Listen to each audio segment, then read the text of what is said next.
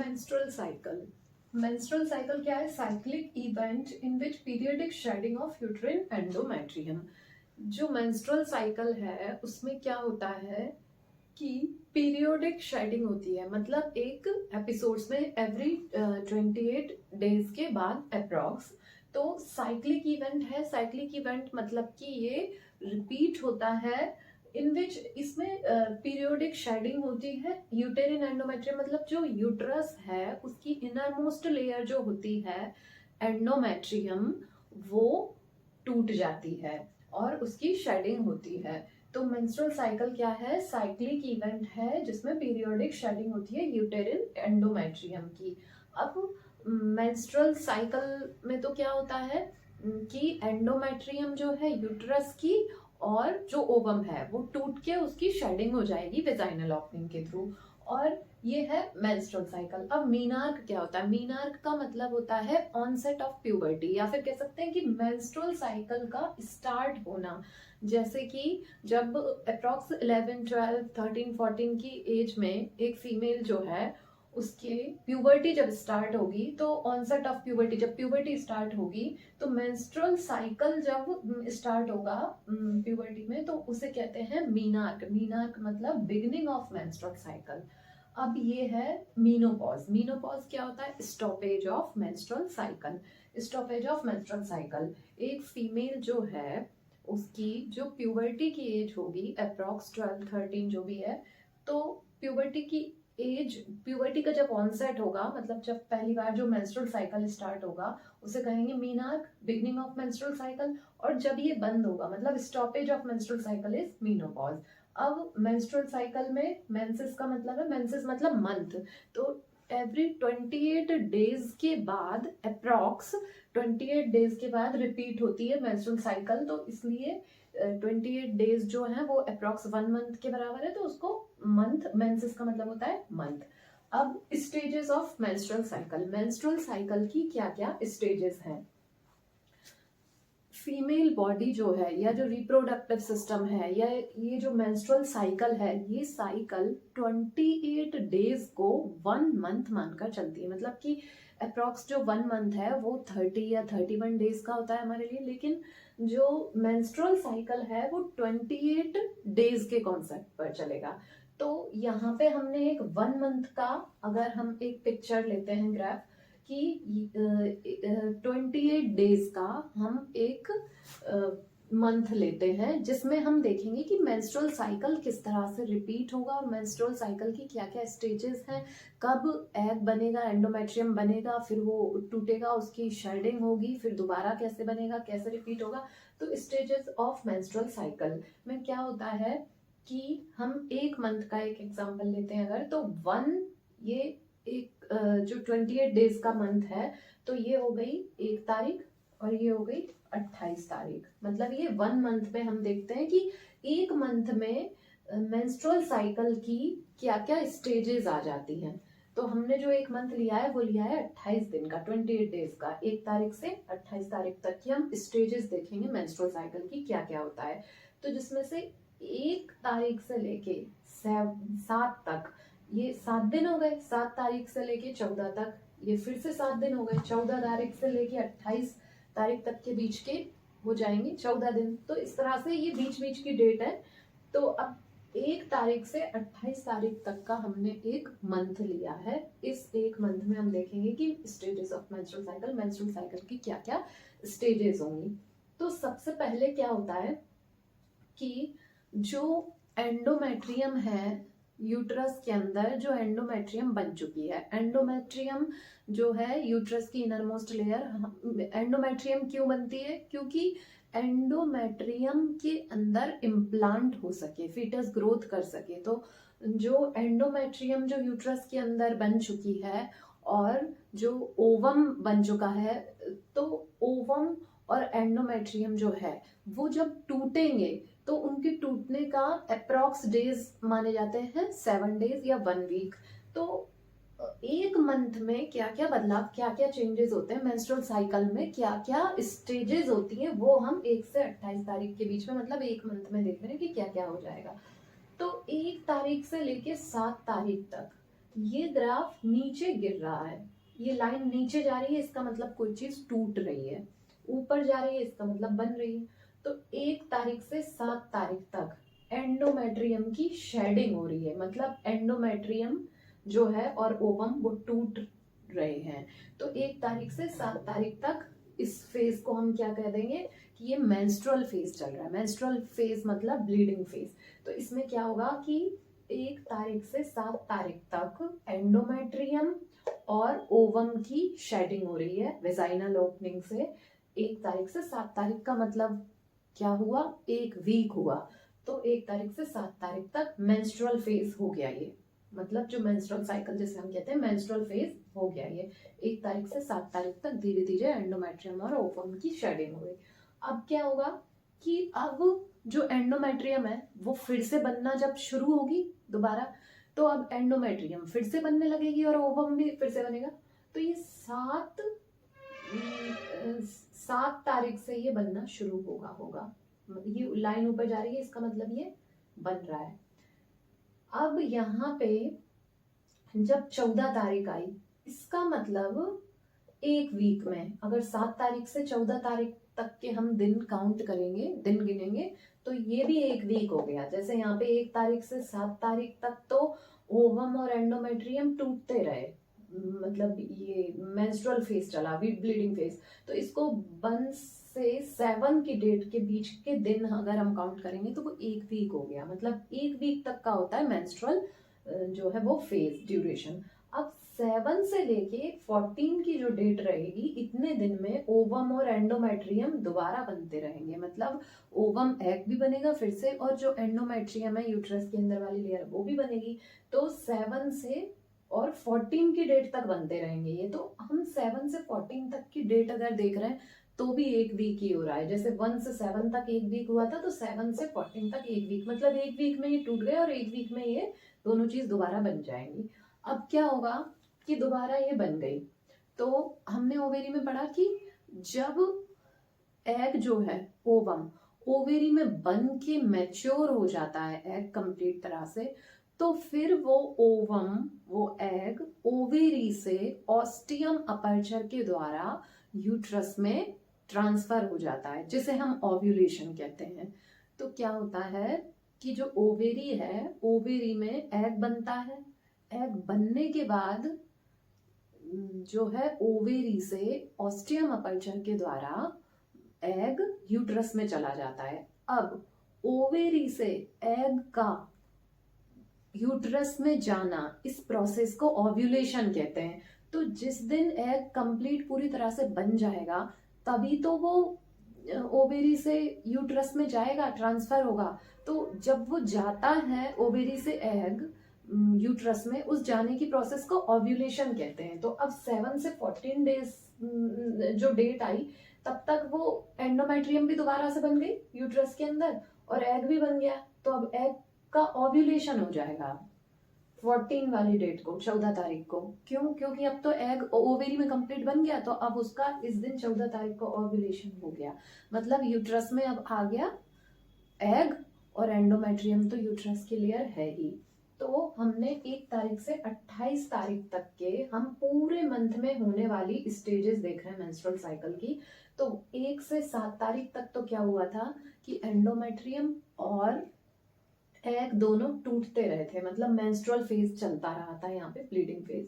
अब 7 से 14 तारीख तक दोनों फिर से बनते रहे, मतलब कि एंडोमेट्रियम भी बनती गई, यूट्रस के अंदर की जो लेयर है वो भी बनती गई, और एग भी दोबारा ओवेरी में बनता रहा। एग बनता तो ओवेरी में है, तो एग भी दोबारा बनता रहा ओवेरी में, और एंडोमेट्रियम यूट्रस में बनती रही, दोनों बनते रहे। तो 7 से 14 तारीख तक बन पाए दोनों, मतलब 1 वीक लगा दिया बनने में। अब जब एंडोमेट्रियम बन गई पूरी तरह यूट्रस में और एग बन गया पूरी तरह ओवेरी में, तो अब जब ओवेरी में एग बन गया, तो वो एग का अब ओव्यूलेशन हो जाएगा, मतलब ओवेरी से वो एग आ जाएगा यूट्रस में, तो ओव्यूलेशन हो गया। तो यूट्रस में अब क्या हो गया, एंडोमेट्रियम तो है ही, एग भी आ गया। अब क्या होगा, 14 से 28 तारीख तक ये एग तो आ ही गया इसका ओव्यूलेशन होके, एंडोमेट्रियम है यूट्रस के पास, तो एंडोमेट्रियम भी यूट्रस में बनी हुई रखी है अभी, और एग भी यूट्रस में है।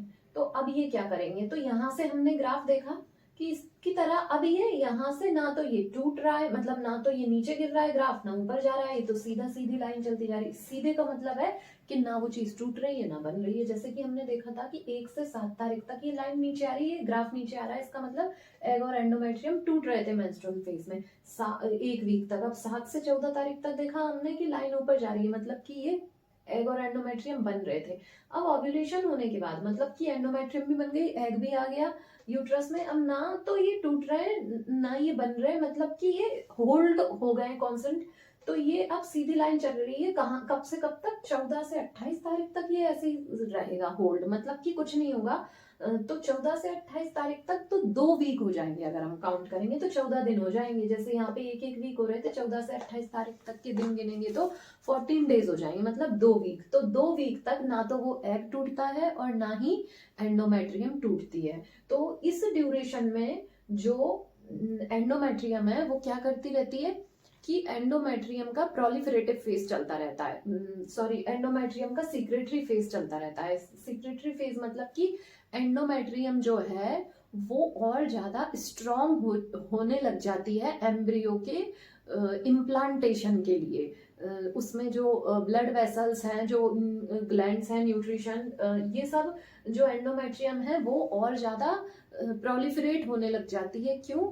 क्योंकि जिससे इम्प्लांटेशन हो सके एंडोमेट्रियम में। तो एंडोमेट्रियम कह सकते हैं यहाँ पे 14 से 28 की डेट तक एंडोमेट्रियम खुद को तैयार और ज्यादा कर रही होती है इम्प्लांटेशन के लिए, और एग जो है वो फर्टिलाइजेशन के लिए वेट करता रहता है इतने दिनों तक।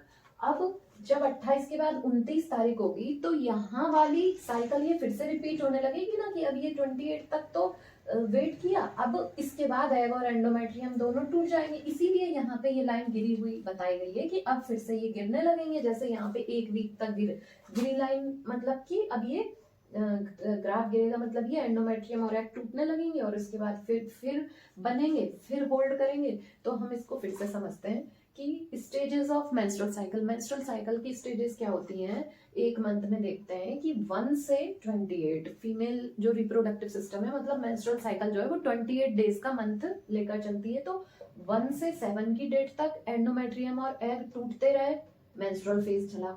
7 से 14 की डेट तक एंडोमेट्रियम और एग बनते गए, तो ये ऊपर आ गया, फिर एग बन के ओव्यूलेशन हो गया उसका, वो यूट्रस में आ गया। अब 14 से 28 की डेज तक एग और एंडोमेट्रियम वेट करते रहे, कुछ नहीं हुआ कि एंडोमेट्रियम स्ट्रॉन्ग मतलब प्रिपेयर होती रही इम्प्लांटेशन के लिए, और ओवम जो है वो वेट करता रहा फर्टिलाइजेशन के लिए।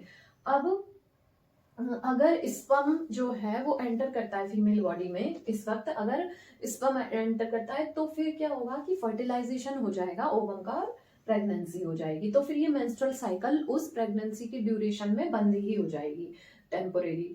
और अगर ये ओव्यूलेशन के ड्यूरेशन में स्पर्म नहीं आता है, फर्टिलाइजेशन नहीं होता है, तो फिर क्या होगा कि ये जो एंडोमेट्रियम और एग है वो फिर से टूटने लगेंगे, ये वाली चीज फिर से रिपीट होने लगेगी। जैसे कि यहाँ पे ये 7 डेज तक एंडोमेट्रियम और एग टूट रहे थे, फिर बन रहे थे, फिर यहाँ पे वेट किया। तो इसी तरह से अब ये 14 से 28 डेज डेट तक जो एंडोमेट्रियम और ओवम वेट कर रहे हैं, एग और एंडोमेट्रियम, अब नहीं हुआ फर्टिलाइजेशन, तो फिर ये फिर से 7 डेज तक टूटने लगेंगे एंडोमेट्रियम और एग, फिर 7 डेज में बनेंगे, फिर 14 डेज तक वेट करेंगे, फिर से 7 डेज तक बनेंगे, फिर टूटेंगे, ये होता रहेगा। अब हम यूट्रस और ओवेरी के हिसाब से देखते हैं कि इसको हम किस फेज में काउंट करते हैं। जब अगर हम, क्योंकि यूट्रस में क्या है, एंडोमेट्रियम बनती है जो फीटस है उसके इम्प्लांटेशन के लिए, और एग जो बनता है वो ओवेरी में बनता है। तो एग ओवेरी में बनता है और फिर उसके बाद बनने के बाद वो यूट्रस में आता है। तो अब हम देखते हैं कि यूट्रस के हिसाब से ये जो चीजें हुई कि ये पहले टूटा, फिर बना, फिर वेट किया, फिर से साइकिल रिपीट हुई। तो यूट्रस के अकॉर्डिंग क्या फेज है ये मेंस्ट्रुअल साइकिल के, और ओवेरी के अकॉर्डिंग क्या फेज है, क्योंकि यूट्रस और ओवेरी के फेजेस में एक डिफरेंस है कि यूट्रस में एंडोमेट्रियम बन रही है और ओवेरी में क्या चल रहा है उस वक्त। तो ओवेरी में तो एग बनता है। तो यूट्रस के हिसाब से 1 से 7 वाला मेंस्ट्रुअल फेज है। क्यों? क्योंकि यूट्रस में ब्लीडिंग हो रही है, उस टाइम पे एग और एंडोमेट्रियम टूट रहे हैं। यूट्रस से के अंदर ही तो प्रेजेंट है उस वक्त, यूट्रस के अंदर ही तो प्रेजेंट था वो एग और वो एंडोमेट्रियम। तो यूट्रस के अंदर अगर हम देखें कि 1 से 7 डेट वाली डेट तक यूट्रस के अंदर क्या चल रहा था, कौन सा समय चल रहा था, तो मेंस्ट्रुअल फेज चल रहा था यूट्रस के अंदर 1 से 7 डेज तक। कैसे? मेंस्ट्रुअल फेज का मतलब होता है ब्लीडिंग वाला फेज। तो ब्लीडिंग वाला फेज चल रहा था 1 से 7 वाली डेट तक यूट्रस में। क्यों? क्योंकि एग और एंडोमेट्रियम दोनों टूट रहे थे। तो यूट्रस के अकॉर्डिंग 1 से 7 की डेट तक मेंस्ट्रुअल फेज होता है। और अब यूट्रस में 7 से 14 वाली डेट पर क्या चल रहा था? प्रोलिफरेटिव फेज चल रहा था। प्रोलिफरेटिव फेज मतलब कि अब जब ये टूट गए थे दोनों चीज, तो ये दोनों चीज दोबारा बनेंगे। तो हम तो सिर्फ यूट्रस का फेज देख रहे हैं अभी। तो यूट्रस में तो एंडोमेट्रियम दोबारा बनेगी ना। तो यूट्रस में एंडोमेट्रियम बन रही है मतलब कि प्रोलिफरेट हो रही है। यूट्रस के अंदर इस वक्त क्या चल रहा होगा जब पूरा एंडोमेट्रियम और ओवम टूट के चला गया होगा, दोबारा बन रहा होगा एंडोमेट्रियम। यूट्रस में तो एग तो बनेगा ही नहीं, यूट्रस में तो एग तो ओवेरी में बनता है। तो यूट्रस में क्या होगा? यूट्रस में एंडोमेट्रियम बन रही होगी। एंडोमेट्रियम बनना मतलब प्रोलिफरेट हो रही है वो। तो यूट्रस में 1 से 7 तक मेंस्ट्रुअल फेज हो गया और 7 से 14 तक प्रोलिफरेटिव फेज हो गया। प्रोलिफरेटिव मतलब बन रही है अब एंडोमेट्रियम। अब 14 से 28 के डेट तक यूट्रस में क्या चलता है फिर? तो ये वेट करती है, एंडोमेट्रियम और एग वेट करते हैं। तो यूट्रस के अंदर उस वक्त क्या हो रहा है? यूट्रस के अंदर उस वक्त सीक्रेटरी फेज चल रहा होता है। सीक्रेटरी फेज मतलब कि जो एंडोमेट्रियम है यूट्रस के अंदर, वो 14 की डेट से 28 की डेट तक सीक्रेटरी फेज मतलब सीक्रेट कर रही होती है न्यूट्रिटिव ग्लैंड्स, ब्लड वेसल्स, जो मतलब यूट्रस जो एंडोमेट्रियम जो है वो प्रिपेयर हो रही होती है इम्प्लांटेशन के लिए। तो सीक्रेटरी फेज मतलब ग्लैंड सीक्रेट कर रही होती है ये। तो यूट्रस और ओवेरी में क्या फर्क है, क्या डिफरेंस है कि यूट्रस के अंदर एंडोमेट्रियम बनती है और ओवेरी के अंदर एग बनता है। तो इसीलिए जो यूट्रस के अंदर उस वक्त पूरे मेंस्ट्रुअल साइकिल में यूट्रस के अंदर कब क्या चल रहा है उस अकॉर्डिंग यूट्रस के फेज अलग होते हैं, और ओवेरी के अंदर क्या चल रहा है उसके अकॉर्डिंग ओवेरी के फेज अलग होते हैं मेंस्ट्रुअल साइकिल में। ओवेरी में जब एग बन जाता है तब वो यूट्रस में आता है और फिर टूट जाता है, तो फिर दोबारा भी ओवेरी में ही बनता है एग और फिर यूट्रस में आता है। लेकिन एंडोमेट्रियम तो यूट्रस में ही रहती है। तो इसीलिए यूट्रस के अकॉर्डिंग 1 से 7 डेज तक जो यूट्रस में से जो ब्लीडिंग हो रही है, मतलब जो एंडोमेट्रियम और एग टूट रहे हैं, तो उसको मेंस्ट्रुअल फेज ही कहेंगे यूट्रस के अकॉर्डिंग, क्योंकि यूट्रस में तो मेंस्ट्रुअल ही चल रहा है। और 7 से 14 डेट तक प्रोलिफरेटिव फेज कहेंगे, क्योंकि दोबारा से एंडोमेट्रियम बनने लगेगी, इधर टूट गई थी तो यूट्रस में। अब 14 से 28 तक सीक्रेटरी फेज चल रहा है यूट्रस के अंदर देखेंगे तो, मतलब सीक्रेटरी फेज मतलब कि एंडोमेट्रियम खुद को स्ट्रॉन्ग कर रही है, सीक्रेट कर रही है ग्लैंड्स फीटस के इम्प्लांट के लिए। अब ओवेरी में देखें अगर, तो ओवेरी में 1 से 14 डेट तक के ड्यूरेशन को फॉलिकुलर फेज ही कहेंगे। फॉलिकुलर फेज का मतलब है फॉलिकल्स वाला फेज। इस डेट में क्या होगा कि जो फॉलिकल है वो सिलेक्ट होके उसकी oogenesis होगी, ओवम बनेगा। ओवेरी में ये हो रहा होगा जिस वक्त ओवेरी का एक जो एग है वो यूट्रस में टूट रहा है एंडोमेट्रियम के साथ, मेंस्ट्रुअल फेज चल रहा है, उसी के साथ साथ दूसरी ओवेरी में एक फॉलिकल सेलेक्ट होके oogenesis होके मैच्योर एग बनने की प्रोसेस में लगा हुआ है। तो ओवेरी जो है वो उसमें फॉलिकुलर फेज चल रहा है। मतलब ओवेरी में क्या चल रहा है क्योंकि दो ओवेरी होती है, राइट और लेफ्ट ओवेरी। तो एक बार राइट ओवेरी में एग बनता है, एक बार लेफ्ट ओवेरी में बनता है। तो जिस वक्त यूट्रस में एक एग टूट के एंडोमेट्रियम के साथ जा रहा है, तो उस वक्त दूसरी ओवेरी में तो फॉलिकुलर फेज ही चल रहा है, क्योंकि एक फॉलिकल सेलेक्ट होके और वो oogenesis की प्रोसेस से फिर एग बन जाएगा। तो ओवेरी में क्या फॉलिकुलर फेज ही रहता है 1 से 14 की डेट तक। अब 14 से 28 की डेट तक ओवेरी में क्या चलता रहता है, ल्यूटियल फेज चलता है ओवेरी में। ल्यूटियल फेज का मतलब है कि जो कॉर्पस ल्यूटियम होता है, वो कॉर्पस ल्यूटियम ओवेरी में हार्मोन बना रहा होता है, ईस्ट्रोजन और प्रोजेस्टेरॉन हार्मोन। 14 से 28 की डेट तक कैसे कि क्या होता है, जिस वक्त मेंस्ट्रुअल फेज चल रहा है यूट्रस में, उस वक्त दूसरे ओवेरी में तो कोई एक फॉलिकल सेलेक्ट होके oogenesis की प्रोसेस से मैच्योर एग बनने की प्रोसेस में लगा हुआ है। तो फिर जब वो एग बन के कंप्लीट हो जाएगा 14 की डेट तक, तो ओव्यूलेशन हो जाएगा उसका। मतलब ओवेरी से फिर वो एग जो है ओवम, वो बन के कहाँ चला गया, यूट्रस में चला जाएगा, मतलब उसका ओव्यूलेशन हो जाएगा। तो फिर ओवेरी के पास क्या बच जाता है, और ओवेरी के पास तो कॉर्पस ल्यूटियम बच जाता है। जैसा कि हमने पढ़ा कि जो कॉर्पस ल्यूटियम है वो कैसे बनता है कि जब एक ओवेरी में एग बन जाता है, तो फिर वो एग जब अपना ओव्यूलेशन करता है, मतलब वो एग जब ओवेरी से यूट्रस में जाता है, तो वो एग अपना कवच या कवर ओवेरी में ही छोड़ के चला जाता है। उस कवर को कॉर्पस ल्यूटियम कहते हैं, या उस कवर को कॉर्पस ल्यूटियम भी कहते हैं और येलो बॉडी भी कहते हैं, या फिर उसको हम टेम्पोरेरी एक एंडोक्राइन भी माना जाता है उसका फंक्शन, क्योंकि जो कॉर्पस ल्यूटियम है वो ईस्ट्रोजन और प्रोजेस्टेरॉन हार्मोन बनाता है। तो अब ओवेरी में फॉलिकुलर फेज कैसे हुआ कि जब यूट्रस में मेंस्ट्रुअल फेज चल रहा है, उस वक्त ओवेरी में तो फॉलिकल सेलेक्ट होके oogenesis हो रही है, मैच्योर एग बनने की प्रोसेस चल रही है, और जैसे ही ओवेरी का एग बन के कंप्लीट हो जाएगा, तो वो 14 वाली डेट पे उसका ओव्यूलेशन कर देगा। ओवेरी में जब फॉलिकुलर फेज जो मतलब oogenesis कंप्लीट हुई, तो फिर एग बन गया। तो अब यहाँ से ये 14 वाली डेट पे, मतलब ये ओवेरी में फॉलिकुलर फेज तो 1 से 14 वाली डेट तक चला। तो 14 की डेट तक जब एग कंप्लीटली बन चुका है, तो ये एग अपना कॉर्पस ल्यूटियम मतलब कवर छोड़ के ओवेरी में ही और एग चला जाएगा यूट्रस के पास। तो अब ओवेरी के पास क्या रह गया, कॉर्पस ल्यूटियम रह गया 14 की डेट के बाद में। क्यों, क्योंकि 14 की डेट को ये जो एग है ओवेरी में बना था, वो एग तो अब यूट्रस में चला गया और कॉर्पस ल्यूटियम छोड़ गया ओव्यूलेशन के बाद ओवेरी में। तो अब 14 की डेट से 28 तक कॉर्पस ल्यूटियम छोड़ के गया, तो इसलिए ल्यूटियल फेज चल रहा है। कॉर्पस ल्यूटियम छोड़ा है इसलिए ल्यूटियल फेज है, मतलब कॉर्पस ल्यूटियल का फेज है ये। क्यों, तो ये फेज का मतलब ये है कि वो जो कॉर्पस ल्यूटियम जो ओव्यूलेशन हुआ है ना 14 की डेट को, तो ओव्यूलेशन होना मतलब कि एग का ओवेरी से यूट्रस में जाना।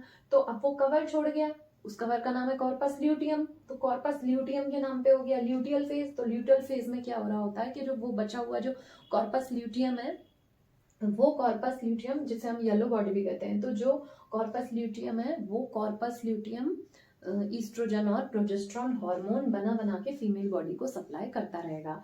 और जब इसीलिए इसको फॉलिकुलर फेज कहते हैं 1 से 14 की डेट तक, और 14 से 28 की डेट तक ल्यूटियल फेज कहते हैं। अब ये साइकिल जब फिर से रिपीट होगी, जैसे कि 28 डेज तक ये सब हो गया, अब 29 से ये साइकिल फिर से रिपीट होने लगेगी। तो ये वाला कॉर्पस ल्यूटियम 28 की डेट तक मतलब 14 से 28 डेट तक चलेगा। फिर नेक्स्ट ओवेरी वाला जब नेक्स्ट एग बनेगा तो नया कॉर्पस ल्यूटियम बनेगा, तब तक ये वाला कॉर्पस ल्यूटियम चला जाएगा, नेक्स्ट कॉर्पस ल्यूटियम बनेगा। अब हम पढ़ेंगे कि मेंस्ट्रुअल साइकिल में जो हार्मोन्स का लेवल है उसके बारे में।